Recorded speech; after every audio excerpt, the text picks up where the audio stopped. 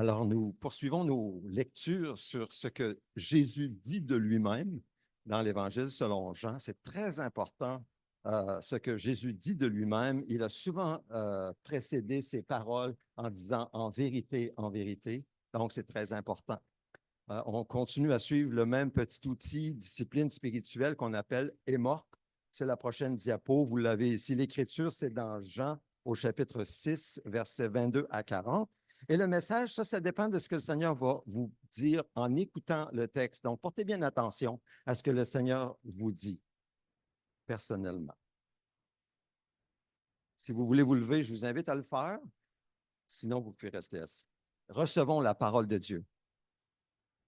Le lendemain, la foule restée de l'autre côté du lac remarqua qu'il n'y avait eu là qu'une seule barque et que Jésus n'était pas monté dedans avec ses disciples, mais que ceux-ci étaient partis seuls. D'autres barques arrivèrent de Tibériade, près de l'endroit où ils avaient mangé le pain, après que le Seigneur eut remercié Dieu. Quand les gens s'aperçurent que ni Jésus ni ses disciples n'étaient là, ils montèrent dans ces barques et allèrent à Capernaum à la recherche de Jésus. Ils le trouvèrent de l'autre côté du lac et lui dirent, Maître, quand es-tu venu ici? Parle, Seigneur, par ta parole. Jésus leur répondit, en vérité, je vous le dis, vous me cherchez, non parce que vous avez vu des signes, mais parce que vous avez mangé du pain et que vous avez été rassasiés. Travaillez, non pour la nourriture périssable, mais pour celle qui subsiste pour la vie éternelle, celle que le Fils de l'homme vous donnera, car c'est lui que le Père a lui-même, Dieu lui-même, a marqué de son empreinte. Lui dire, que devons-nous faire pour accomplir les œuvres de Dieu? Jésus leur répondit, l'œuvre de Dieu, c'est que vous croyez en celui qui l'a envoyé. Quel signe miraculeux fais-tu donc, lui dirent-ils, afin que nous le voyions et que nous croyions en toi? Que fais-tu? Nos ancêtres ont mangé la manne dans le désert, comme cela est écrit, il leur a donné le pain du ciel à manger.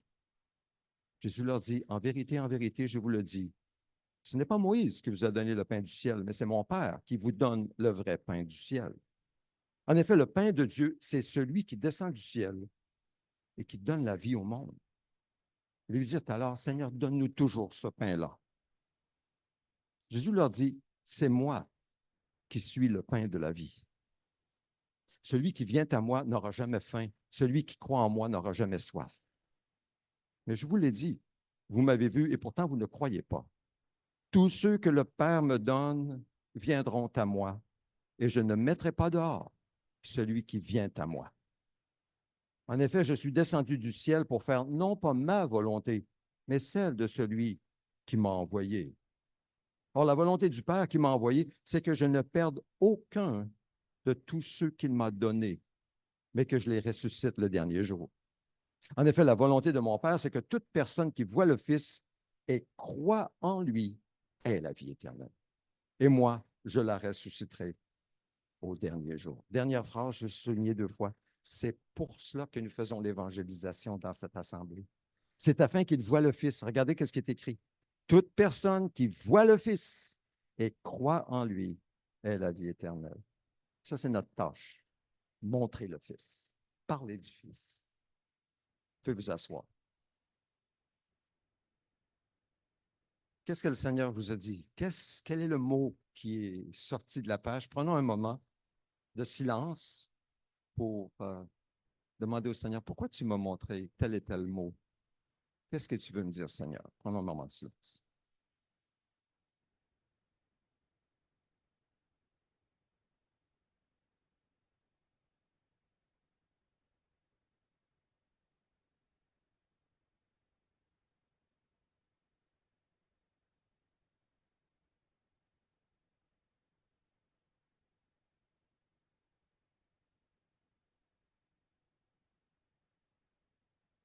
Merci, Seigneur, pour ta parole. Merci de nous parler personnellement par ta parole. Seigneur, parce que nous savons que quand tu nous parles, c'est pas juste du hasard. C'est toi qui nous parles. Et tu nous parles pas pour rien. Tu nous parles parce que tu veux nous parler. Tu veux souligner quelque chose dans nos vies que nous avons besoin d'entendre, d'assimiler, de comprendre, de mettre en pratique. Merci pour ta parole, Seigneur. Amen. Alors aujourd'hui, c'est la suite de cette série sur le Saint-Esprit, l'œuvre de l'Esprit de Dieu dans nos vies. Maintenant, on regarde ce que l'Esprit fait pendant le salut d'une personne. Lors de l'Assemblée générale de l'Alliance au Canada, le président Darren Herbold, qu'on voit ici avec son épouse, nous a rappelé le cri de ralliement de l'Alliance au Canada. Et ce cri, c'est écrit en mission, tout le monde, partout, tout le temps. Tout le monde, les jeunes et les moins jeunes, partout, là où nous sommes, ici à Québec, là où nous sommes au travail, les voisins, et aussi jusqu'au bout du monde, là où Dieu nous amènera, nous permettra de toucher, et en mission tout le temps, en priant sans cesse, et aussi en étant ouvert à servir Dieu et à l'aimer partout, en tout temps. En mission, tout le monde, partout, tout le temps. C'est le cri de ralliement de l'Alliance au Canada. Les 400 plus églises qu'il y a. Tantôt, au début du culte, je parlais de l'ouverture des Jeux olympiques. Ça a fait couler beaucoup d'encre. On en a vu sur la Facebook. Et il y a eu toutes sortes de commentaires déplorables les uns pour les autres. C'est vraiment de la moquerie vulgaire envers Jésus et ses disciples et envers nous, en quelque sorte, qui croyons en Jésus. Et je pense que ça a souligné bien des choses au sujet de notre culture et de l'époque dans laquelle nous sommes aujourd'hui. Ça ne prend pas la tête à Papineau pour comprendre qu'une telle chose ne serait jamais arrivée dans les années 60, même 70 et même 80. Mais là, ça arrive publiquement dans le monde entier, dans une fête qui touche les enfants comme les adultes. Nous vivons vraiment dans une ère particulière dans l'histoire humaine où le matérialisme, la recherche du plaisir, qu'on appelle l'hédonisme, l'égocentrisme, est placé au centre, comme en priorité. Et c'est vraiment l'ère de la recherche du plaisir. On voit, je pense que c'est une des choses que ça a souligné, c'était ça. Une période où les idéaux sont plutôt faibles et semblent devenir de plus en plus. Et les espoirs s'évanouissent, surtout parmi les jeunes, dans ce monde dans lequel ils grandissent.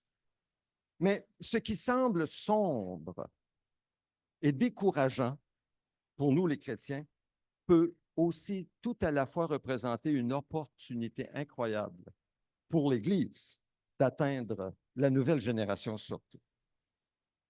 Semble-t-il, 45% des adolescents de la génération Z, vous avez entendu de différents types de générations, c'est ceux qui sont nés entre 1997 et 2012.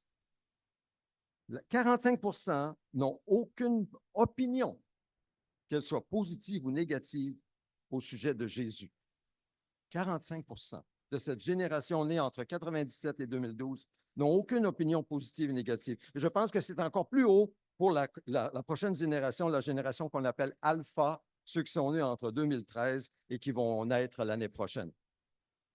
Ils ont besoin d'entendre le message de Jésus de la bonne manière, tel que Jésus se dit de lui-même dans l'Écriture. Ils ont besoin qu'on ouvre l'Écriture. Tu veux connaître Jésus? Je vais te parler de Jésus. On va lire ce que Jésus dit de lui-même dans l'Écriture. Et évidemment, ils ont besoin de voir des disciples comme nous qui tentons, bien qu'on n'est pas parfait, mais nous cherchons à demeurer en Jésus pour refléter Jésus dans nos vies, car c'est sa promesse. Il habite en nous par son esprit. Donc, il nous transforme. Ils ont besoin de cela. Alors, je pense qu'il y a une grande opportunité qui s'offre à nous. Il y a, oui, ce raz-de-marée de l'hédonisme du bonheur à tout prix qui affecte la culture, mais pas juste la culture, qui nous affecte aussi en tant qu'Église. Remarquez, je dirais même, écoutons-nous parler parfois. Écoutons-nous parler. Je ne parlerai pas des autres. Nous-mêmes. Ne voulons-nous pas, par exemple, si nous sommes parents, que nos enfants soient heureux et qu'ils réussissent dans tout ce qu'ils entreprennent? Hein, on entend ça souvent. Mais ça vient plus de la culture que de l'Écriture. Quand on y pense sérieusement, pourquoi ne disons-nous pas plutôt, je veux simplement que mes enfants soient fidèles au Seigneur. Oh, même s'ils ne réussissent pas dans tout ce qu'ils entreprennent, même s'ils souffrent, parce qu'en suivant le Seigneur, ils vivent du rejet, du mépris, de la persécution. Ils souffrent, mais ils sont fidèles au Seigneur. Pourquoi ça, cette valeur n'est pas plus importante dans nos vies? Je pense qu'on a quelque chose à réfléchir ici. Parfois, la sûreté, la sécurité peuvent être contraires à l'Évangile, au ministère et à la mission de Jésus. Est-ce que la sûreté et la sécurité vont être prioritaires ou bien est-ce que ça va être fidèle à ce que Jésus me demande, là où il me place? Ça vaut la peine d'y réfléchir. Donc, c'est une question de priorité dans nos vies. Et si nous avons nos priorités à la bonne place, selon la parole de Dieu, eh bien, nous serons un bon exemple pour nos enfants et nos petits-enfants, pour ceux qui en ont. Est-ce que Dieu est contre la sûreté et la sécurité? Est-ce que Dieu est contre le plaisir et les choses matérielles? Est-ce que Dieu est contre un bon steak sur un barbecue fumant? Mais non, bien sûr que non. Mais c'est une question de priorité. Si ça devient prioritaire et Dieu secondaire, eh bien là, on voit très clairement qui sont les dieux de notre vie. Le président Herbold a souligné, vous pouvez l'appeler Darren, tout le monde l'appelle Darren, que l'Alliance chrétienne missionnaire a toujours été un groupe de gens actifs et centrés sur Christ et la mission de Christ, des entrepreneurs. Nous sommes un groupe d'entrepreneurs habilités par le Saint-Esprit. Il a dit ceci durant l'Assemblée: Jésus nous a donné une mission qui est simple: apporter cette bonne nouvelle au monde entier. Nous n'avons pas besoin de créer la bonne nouvelle. Elle est déjà là, la bonne nouvelle. Mais nous avons besoin d'être ses témoins et la communiquer aux autres. Cette bonne nouvelle que Jésus lui-même a créée au prix de sa propre vie, son sacrifice à la croix. Donc, le thème de l'Assemblée, comme j'ai dit les 2 derniers dimanches, c'était de faire des disciples et de multiplier les disciples partout. Et il a posé la question, faire des disciples pourrait-il être le reflet de notre amour envers Jésus? Ou le fait de ne pas faire de disciples pourrait-il être le reflet de notre manque d'amour envers Jésus? Parce que Jésus a dit, si vous m'aimez, gardez mes commandements. Et il a dit, allez, faites des disciples. Donc, posons-nous la question, est-ce que je deviens un disciple de Jésus par amour pour Jésus et est-ce que je fais des disciples? Dans notre assemblée, nous avons différentes approches pour faire des disciples. Il y a ce qu'on vit maintenant, le culte le dimanche, c'est une manière de former des disciples. On a aussi l'étude biblique le jeudi, on a la réunion de la prière le mercredi soir, on a les groupes de renouveau durant l'année, on prend une pause cet été, mais il y a différentes manières. Posons-nous la question, sommes-nous en train de devenir des disciples? Jésus nous appelle à nous soumettre à lui, à nous abandonner à lui et à le laisser faire son œuvre dans nos vies pour que nous devenions ses disciples et faire une différence dans le monde où nous sommes. Pendant la séance d'affaires, nous avons vécu, parfois les séances d'affaires, hein, ça peut être comme ennuyant, pas à peu près, et c'est vrai que ça l'est des fois aussi. Même là-bas, qu'on soit à Toronto ou qu'on soit ici dans notre réunion d'affaires, quand on parle des affaires, c'est des affaires, des fois c'est ennuyant. Mais il y a eu une résolution qui nous a fait comme lever de nos sièges. Il y a eu comme un moment solennel. Je n'avais jamais vu ça depuis des années. J'y vais à plusieurs assemblées. Il y a eu un moment solennel où les délégués, j'en étais un délégué, je représentais notre église locale, où les délégués se sont engagés solennellement à faire des sacrifices. Ouh. Et j'ai voté oui. Et je devrais rendre compte à Dieu comme les autres délégués. On était comme 700 délégués. J'ai voté oui. Faire les sacrifices nécessaires pour partager l'amour de Jésus avec notre monde brisé en essayant de doubler notre portée, l'Alliance chrétienne missionnaire, en 2034. Alors, on a près des missionnaires, je n'irai pas dans les détails, on touche le monde, mais c'est petit comparé au reste. Alors, le défi, c'est que nous puissions faire les sacrifices nécessaires pour toucher notre monde qui est brisé. Quel sacrifice? Donc là, je me pose la question et je nous pose la question. Quel sacrifice sommes-nous prêts à faire pour partager l'amour de Jésus? Quel sacrifice êtes-vous prêts à faire pour partager l'amour de Jésus ici à Québec, la région de Québec, et jusqu'au Niger. Parlant du Niger, nous avons reçu des nouvelles fraîches. Pierre qui m'a envoyé des nouvelles cette semaine. Merci, Pierre. Au sujet de notre petit sacrifice monétaire. Je vous rappelle, nous avons donné par offrande 3600 quelque chose. Et je n'ai pas dit aux enfants tantôt, mais ça, c'est l'offrande des enfants qu'ils ont donné. Puis il y a peut-être une centaine. On va l'ouvrir parce que ça en sera plus tard. Ça, c'est les enfants pour les chèvres au Niger. On a pu acheter des chèvres et on voit une photo ici de 6 pasteurs. Ce sont 6 pasteurs qui sont responsables de groupes, des petits groupes au Niger, et ils ont quelques-unes de leurs chèvres. Et Oumarou a écrit ceci. J'ai mis ça un peu plus bref. Pour l'église de Corée-Maïrois, Maïrois, c'est un petit village là-bas, les 6 pasteurs se sont réunis. Tous ces serviteurs de Dieu m'ont chargé de transmettre leurs vifs remerciements, le résumé de leur prière, le Seigneur au nom duquel vous avez agi généreusement, vous rendre le centuple. Quand j'ai vu ça, j'ai dit, non, oui, ça veut dire qu'on a donné 3650, mais au centuple, tu mets 2 zéros après ça, ça veut dire quoi ça? 365 000 $. Ben, moi, je fais des calculs comme ça. J'aime les finances. Hey, mais ce serait intéressant. Est-ce qu'on peut générer 365 000 $ en réponse à leur prière, à leur bénédiction? Pas pour nous, pas pour nous, pour la mission de Dieu, pour plus encore. Non, pourquoi pas? Pourquoi ne pas accepter d'être riche pour Dieu? Pourquoi ne pas accepter? Ah, vous allez me dire, ah, le pasteur parle des finances encore. Non, non, non, non. C'est ce qu'ils disent. Je continue. Quant à moi, il parle à Oumarou, je présente ma grande reconnaissance pour toutes les bénédictions que vous avez tant déversées sur notre famille, l'Église de Niamey, l'Église de mon village Boyer-Boyer, l'Église de Corée-Maïrois, bénéficiaires directs et d'autres bénéficiaires indirects, surtout au niveau des champs communautaires, les 2 champs communautaires. De tout cœur, je vous dis merci à votre Église. Merci N fois. Saluez très bien le pasteur, les fidèles, ainsi que vos enfants. Merci. Et témoignage de satisfaction de l'église de Boyer-Boyer, dans l'autre endroit, Boyer-Boyer, Maïrois, Boyer-Boyer, 2 villages. Au nom de tous les membres de votre église et de notre église et à mon propre nom, nous glorifions Dieu qui a mis en vous ce lever de fonds gracieusement pour nous procurer des chefs au profit de nos fidèles. Toute l'Église est très contente car les biens des femmes sont pour les foyers, l'Église tout entière. Notre prière est que le Seigneur vous bénisse abondamment. Amen. Merci beaucoup, pasteur Namaïwa. Je ne sais pas ce que vous ressentez, mais ne ressentez-vous pas de la joie d'avoir participé à la survie de ces familles, d'avoir participé à la gloire de Dieu? Ils glorifient Dieu. Ils sont encouragés. Ils sont encouragés à croire au Seigneur, à s'attendre à Dieu. Ils ont prié, ils ont reçu tangiblement réponse à leur prière.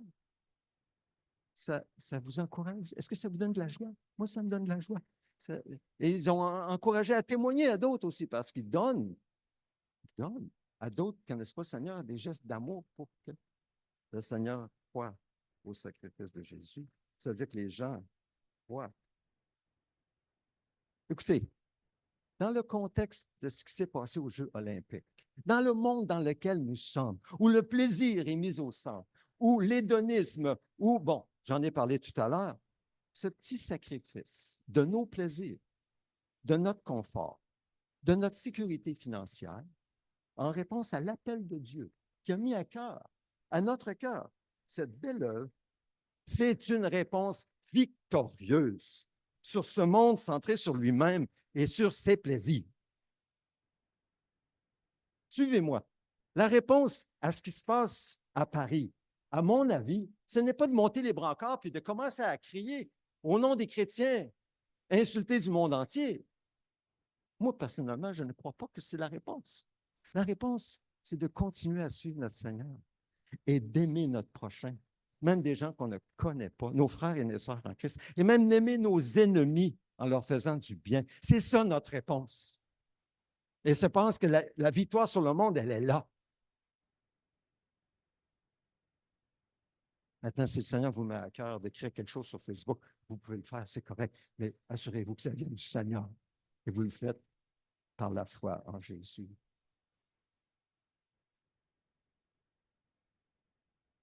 Nous ne baisserons pas les bras parce que le monde se corrompt. Nous ne dirons pas, oh, à quoi ça sert dans le découragement. Non, nous réagirons en aimant Dieu, encore plus et en aimant nos frères et sœurs et notre prochain comme nous-mêmes. C'est comme ça notre réponse. Lors de l'Assemblée générale, notre président a invité un pasteur d'une église en Ukraine, où la guerre sévit toujours. Le président Darren était allé lui-même en Ukraine visiter une église là-bas. Et on a vu le pasteur, c'est la prochaine diapo.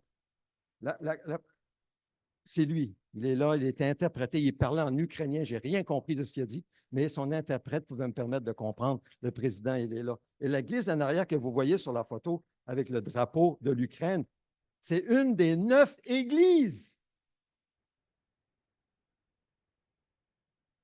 qu'ils ont démarrées depuis le début de la guerre.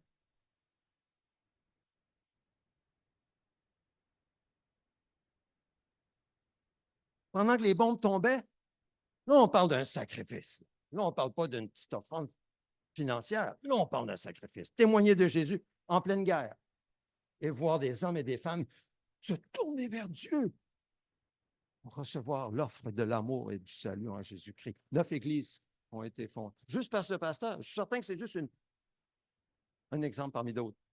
Le pasteur a écrit ceci. Il a dit ceci dans son message. Il dit, vivre en temps de guerre est difficile. Des roquettes, des drones, des explosions. Et pour nous, c'est une grande bénédiction du Seigneur d'établir des églises pendant la guerre en Ukraine. 9 nouvelles églises ont été établies pendant les 2 années de guerre. C'est très encourageant de voir que Dieu travaille. Je suis également touché par ce qui se passe en Ukraine, par la façon dont les gens sont encouragés malgré la guerre et la persécution. Jésus connaît les chiffres de nos jours et rien n'y changera. Jésus est notre réalité. Qu'il y ait une bombe dans notre salon ou une persécution de notre réputation au travail ou à la maison, il est plus que possible que Dieu fasse quelque chose pour nous. Il est plus que possible que Dieu fasse ces choses tout le temps. Il est aux commandes. Le Seigneur du ciel et de la terre fait ce qu'il veut et il cherche des personnes fidèles pour se joindre à lui. Fin de la citation. C'était touchant, pas à peu près. La question est donc pour nous aujourd'hui. Nous, on n'est pas en Ukraine, on est ici. Sommes-nous de ces personnes fidèles pour nous joindre à l'œuvre de l'Esprit pendant qu'il sauve lui-même des gens ici et là-bas? Sommes-nous fidèles? Nous sommes responsables d'être fidèles à Dieu en l'aimant de tout cœur. Dieu est responsable des résultats. Lui, ça ne nous appartient pas si la personne répond ou non. Ça appartient à l'autre. Les résultats appartiennent à Dieu. Mais nous, sommes-nous fidèles à ce qu'il nous met à cœur? Les sacrifices qu'il nous appelle à faire, que ce soit au Niger ou peu importe là où il nous appelle, sommes-nous fidèles? C'est ça qu'il va nous demander, parce qu'il va dire « bon et fidèle serviteur » lorsqu'il reviendra. Dimanche dernier, j'ai lancé le défi suivant. Qui Dieu mettra sur votre route? Et sur ma route cette semaine, où nous pourrons servir de témoins de Jésus, c'était notre défi. Avez-vous rencontré quelqu'un? Avez-vous eu cette occasion? Si oui, j'aimerais le savoir, pas tout de suite, mais après. J'aimerais l'entendre. Est-ce que Dieu l'a fait pour vous? Le jour de la Pentecôte, ce n'est pas une personne que Dieu a mis sur la route de l'apôtre Pierre, c'est des milliers de personnes. Ils étaient accourus quand ils ont entendu le bruit. Le Saint-Esprit était descendu. Pierre, rempli du Saint-Esprit, a prêché un message qu'il n'avait pas préparé, mais l'Esprit l'avait préparé. Et il a dit à la fin de son message que toute la communauté d'Israël sache donc avec certitude que Dieu a fait Seigneur et Messie ce Jésus que vous avez crucifié. Et je pense que ce message, c'est pour les gens d'aujourd'hui aussi. Que toute la communauté, que tout le monde entier sache avec certitude que Dieu a fait Seigneur et Messie ce Jésus que vous avez crucifié, que vous avez moqué, que vous avez méprisé et rejeté. Dieu en a fait le Seigneur et le Messie. Ce matin, mon épouse écoutait une prédication dans une église au sud de la frontière. Et puis, le pasteur parlait du psaume 2. Si vous voulez méditer le psaume 2 dans le contexte de ce qui s'est passé à l'ouverture des Jeux olympiques, je pense que c'est un très beau psaume à lire. On ne le lira pas maintenant.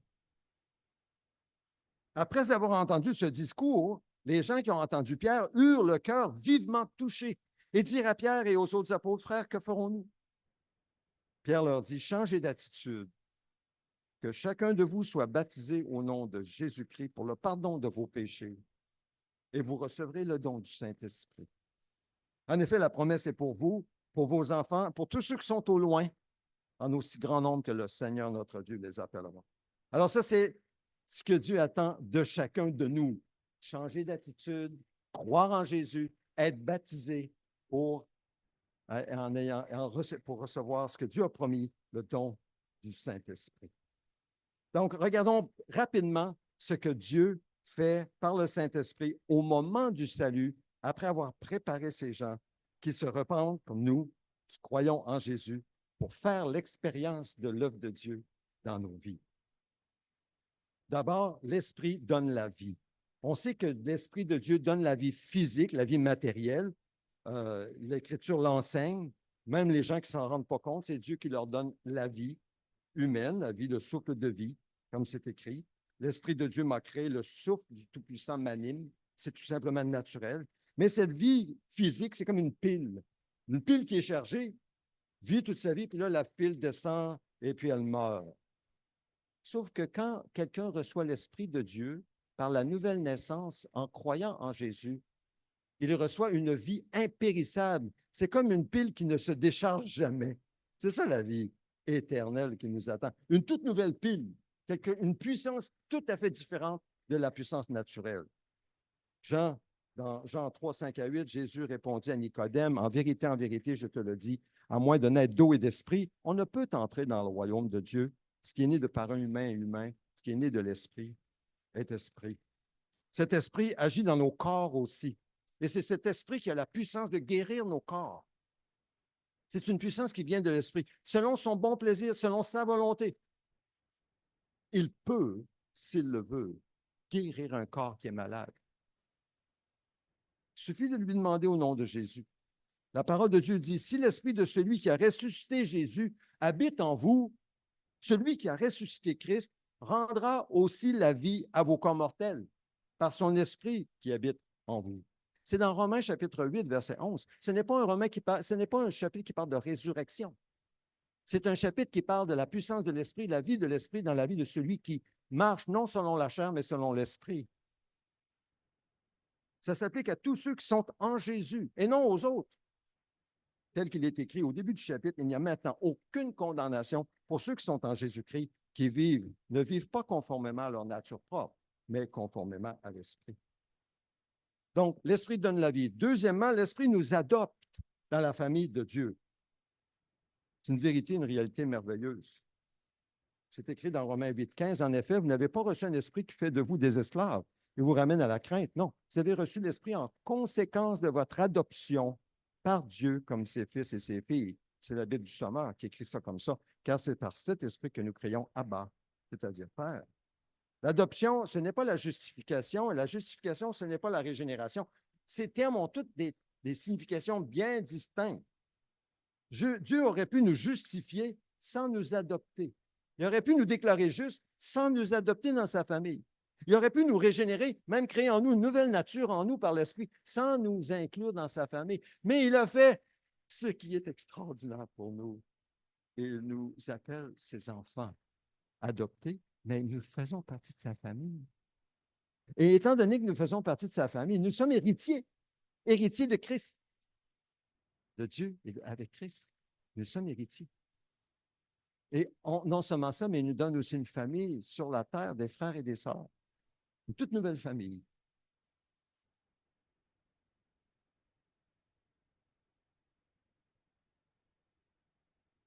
C'est ce que l'Esprit fait. Il nous adopte dans la famille de Dieu.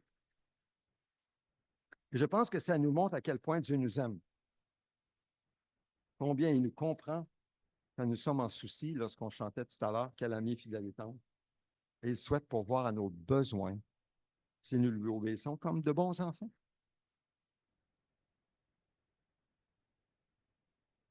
Je pense que nous allons apprécier encore plus cette adoption en tant qu'enfants de Dieu lorsque nous prenons conscience de ce que euh, nous étions avant. Nous n'étions pas avant ce que nous pensons, ce que Dieu a dit, ce que Dieu disait que nous étions avant. Et pour faire ça, bref, il dit dans sa parole que nous étions des enfants du diable. C'est ce qu'il a dit aux Juifs, ça les a tous surpris. Même les Juifs qui croyaient en lui, il dit, vous êtes des fils du diable. Vous avez pour père le diable, vous voulez accomplir les désirs de votre père. C'est ce qu'il a dit aux Juifs qui croyaient en lui. C'est ce que nous étions avant, les fils du diable. Ben, je pose la question, si vous avez un doute, avez-vous déjà menti dans votre vie? Moi, j'ai déjà menti pour tirer d'affaires, hein? Pour peut-être économiser de l'argent ou ne pas perdre d'argent. J'ai menti dans ma vie. Ah oui, plusieurs fois. Le père du mensonge, c'est le diable. Ah, si vous avez déjà menti, ben, c'est une preuve claire que naturellement, vous êtes un fils du diable. Alors là, l'adoption prend tout un sens. Que là, Dieu nous a retirés de cette famille diabolique qui fait le mal sans s'en rendre compte,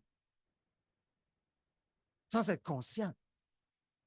Moi, je suis pas mal sûr que pour revenir encore à cette histoire des Jeux olympiques, la majorité des gens ne sont même pas conscients du blasphème, de l'offense. Il y en a sûrement qui le sont. Je ne suis pas ici pour juger, mais il n'est pas conscient.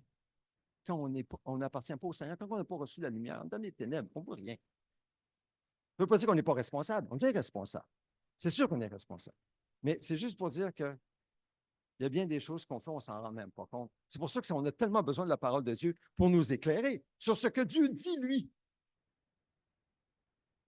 Nous étions des fils du diable. Alors, nous sommes devenus des fils de Dieu. Merveilleux. Troisièmement, l'Esprit de Dieu brise le pouvoir des schémas du péché en nous. Nous avons chanté tout à l'heure.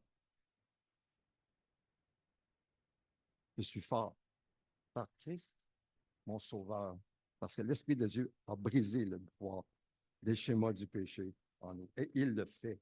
En effet, la loi de l'Esprit donne la vie en Jésus-Christ qui m'a libéré de la loi du péché et de la mort. D'abord, je m'en rends compte maintenant, l'Esprit me le montre quand je vois que je fais un péché, que le péché agit en moi. En fait, le péché, c'est, comme je disais la semaine dernière, l'autosuffisance, c'est l'indépendance, c'est la rébellion. Le péché, c'est de vivre à ma manière, à ma façon. Puis Dieu, je le prends comme mon serviteur. C'est ça le péché.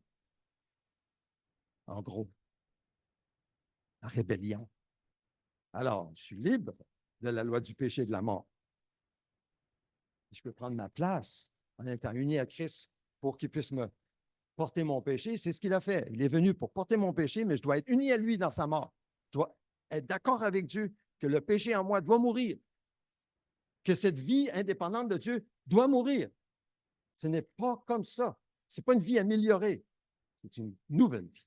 Et c'est l'Esprit de Dieu qui vient en moi et qui vit en moi. Et je compte sur lui constamment, constamment pour vivre et pour le servir et pour faire ce qu'il m'appelle à faire et pour réussir.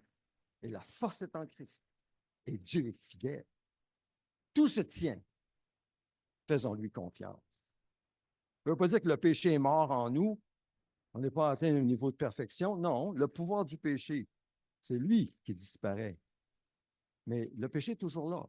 On doit toujours résister au péché. En comptant sur l'Esprit et en le faisant, nous avons la victoire sur le péché, constamment. C'est une vie constante. Les tentations sont toujours là. Et c'est le pouvoir de domination du péché qui est brisé. Donc, autrement dit, on n'est pas obligé, sans qu'on s'en rende compte, à pécher. Non, on le sait, on le voit.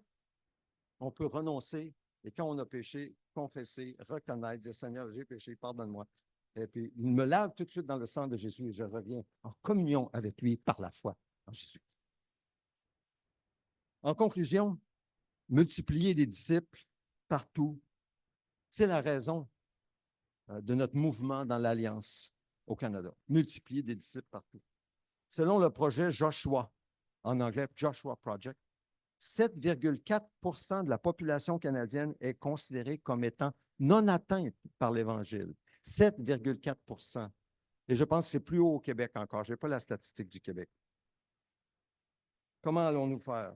Que devons-nous changer? Que devons-nous adapter? Qu'est-ce que le Seigneur a pour nous en tant qu'Église à Québec pour faire une différence dans son plan majestueux? Quelle est notre place dans cette assemblée, dans notre Église? Quelle est ta place pour participer à l'œuvre de l'Esprit de Dieu? Soyons fidèles. Soyons fidèles à ce que Dieu nous appelle. Obéissons. Faisons-lui confiance. Ne nous laissons pas décourager par ce qu'on voit et entend. Ne nous laissons pas, non, affectés par ce qui se passe dans le monde. Un peu comme tantôt lorsque l'enfant frappait mon bras. Demeurons en Jésus, que le Saint-Esprit règne sur nos vies, que nous puissions porter le fruit et réagir comme le Seigneur veut que nous réagissions partout où il a eu une place. Le Seigneur est en marche. Il bouge. Il est à l'œuvre par son esprit. L'Alliance touche présentement 0,4 de la population canadienne et l'objectif, c'est 1 d'ici 2034.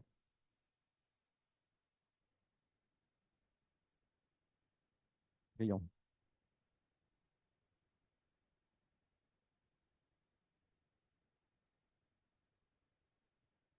Seigneur Jésus, merci encore pour ta parole et pour ton action dans nos vies. Puisses-tu nous trouver fidèles, fidèles à ton appel pour chacun de nous et pour notre petite Église, qui est grande à tes yeux. Parce que par ce qui est petit, tu peux faire de grandes choses. Seigneur, nous te louons, nous te bénissons pour les fruits abondants que tu nous donnes suite à nos petits sacrifices au Niger. Mais nous te remercions aussi, Seigneur, pour les fruits abondants, pour les autres sacrifices que tu nous appelles à faire dans la vie de tous les jours, avec nos enfants, avec d'autres que tu veux que nous prenions sous notre aile pour en faire des disciples, pour les encourager, pour suivre ton esprit, pour obéir, en comptant sur toi, Seigneur, car c'est toi qui fais l'œuvre et tu nous appelles à être fidèles. Alors, nous te remercions pour ce privilège extraordinaire que tu nous accordes de faire partie de ton royaume, de ton œuvre, ici et maintenant. À toi toute la gloire au nom de Jésus. Amen.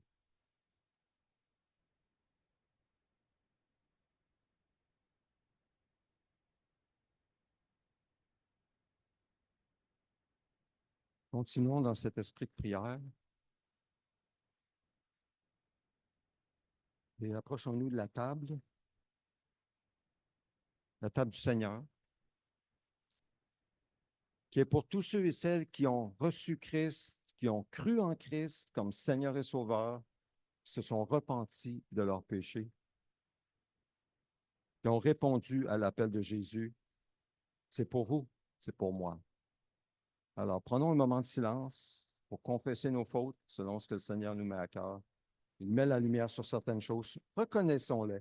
Et tel qu'il est écrit, si nous confessons nos péchés, si nous les reconnaissons pour les abandonner avec sa force, Dieu est fidèle et juste pour nous les pardonner et nous purifier de toute iniquité.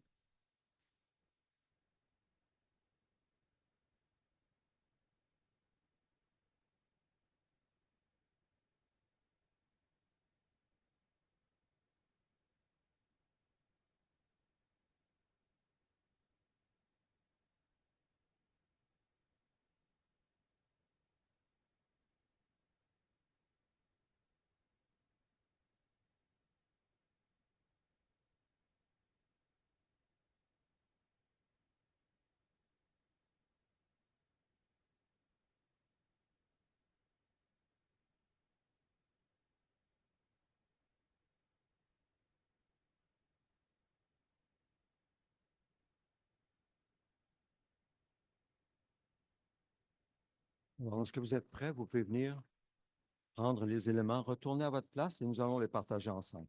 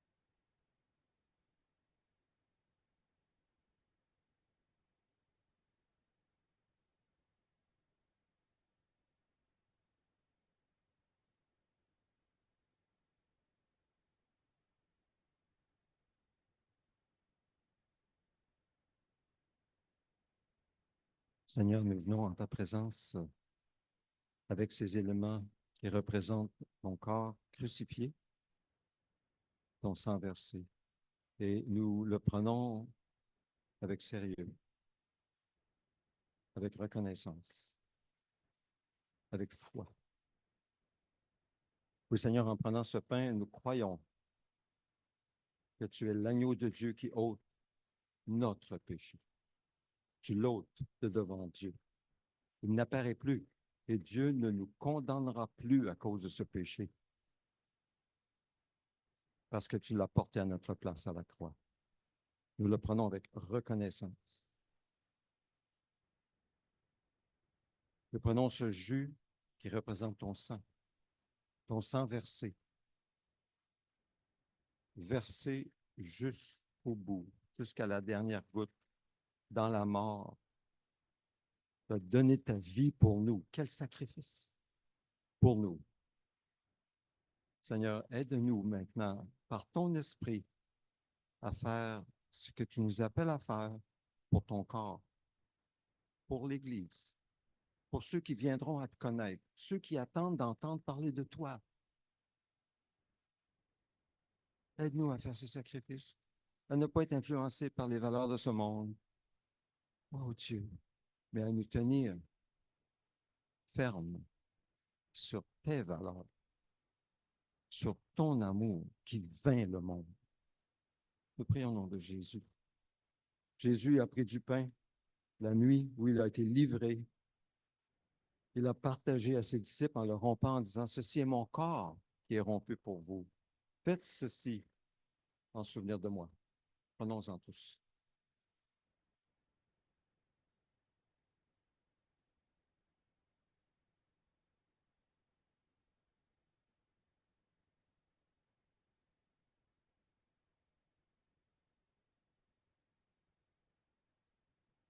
De même, il a pris la coupe d'action de grâce, il a rendu grâce. Il l'a remis à ses disciples en disant, prenez, ceci est mon sang, versé pour plusieurs, le sang de la nouvelle alliance. Prenons-en tous.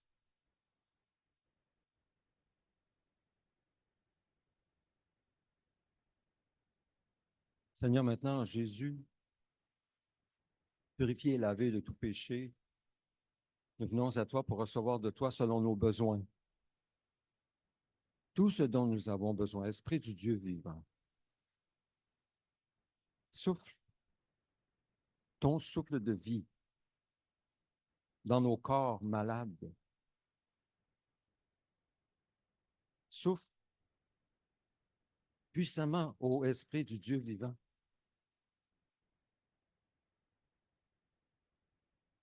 Guéris nos cœurs brisés. Soulage nos inquiétudes, Seigneur. Tu es en contrôle. Tu règnes dans le ciel et sur la terre, même si on ne comprend pas. On ne comprend pas ta patience, Seigneur. Mais tu règnes. Et tu veilles sur ton peuple. Alors chasse nos inquiétudes, Seigneur, nos inquiétudes pour le présent comme pour l'avenir. Chasse nos inquiétudes, nous te faisons connaître nos besoins. Nous avons besoin que tu répondes à nos prières, Seigneur. Nous avons désespérément besoin que tu répondes à nos prières. Interviens, Seigneur. Tu entends les prières de chacun de nos cœurs. Nous prions pour notre sœur France, qui est malade aujourd'hui. Prions que tu viennes la relever, toi-même, par ton Saint-Esprit. Comme tu as relevé la belle-mère de Pierre, qui était malade, qui avait de la fièvre, tu l'as relevée, tu as pris la main, elle s'est levée pour te servir. Notre sœur te sert. Merci pour le service qu'elle t'offre depuis des années. Relève-la, Seigneur, par ta grâce, Jésus. Nous prions pour notre sœur Margarita aussi, Seigneur, afin que tu sois le soutien, que tu continues avec le soutien physique de son cœur, de son corps. Tu la libères de tout ce qui n'est pas de toi. Tu la fortifies. Seigneur, merci. Nous prions, Seigneur, pour ceux qui ont de la famille au loin, comme en Haïti, au Cameroun, au Burkina Faso. Prions, Seigneur Dieu, afin que tu veilles sur ces parents, amis, frères et sœurs, veille sur eux, garde-les, protège-les. Ils ont tellement besoin de toi, ils ont besoin de toi. Viens à leur aide, fortifie-les, Seigneur. Merci d'être avec eux, tandis que nous sommes ici. Toi, tu es avec eux. Et avec toi, ils sont en sécurité. Nous te les confions, Seigneur. Seigneur, nous te prions de continuer de bénir nos frères et sœurs des deux églises, Boyer et Maïroua au Niger. Puisses-tu bénir, Seigneur, ces animaux, les chants communautaires. Continue à bénir ces gens, leur apporter beaucoup de joie, de reconnaissance, parce que tu es vivant. Et comme c'est une grande joie pour nous d'avoir participé un peu à leur survie, à leur vie. Merci. Bénis-les, bénis ces chants, bénis ces animaux, Seigneur, pour qu'ils puissent se multiplier à la gloire de ton nom. Seigneur, parle à nos cœurs. Seigneur, nous n'avons aucun plan sur la table, aucun projet, mais nous voulons être ouverts à tes projets selon notre capacité de donner. Seigneur, s'il y a autre chose, nous t'invitons à nous le présenter et à nous montrer la part que tu veux que nous jouions dans ce que toi, tu es en train de faire. Merci pour l'offrande Jeffrey, pour tous ces hommes et ces femmes formés en Asie pour atteindre par des milliers d'églises, surtout au nord de l'Inde. Oh Dieu, viens Seigneur, donne-nous ta vision. Sois notre vision. Oui, change nos priorités. Viens comme toi, comme première place. Chercher d'abord le règne et la justice de Dieu. Viens prendre la première place et que tout le reste prenne leur place. Et nous le savons, c'est ça la vie. La vraie vie est là. Merci Seigneur de nous l'avoir révélé en Jésus-Christ, en qui nous prions au nom de Jésus. Amen.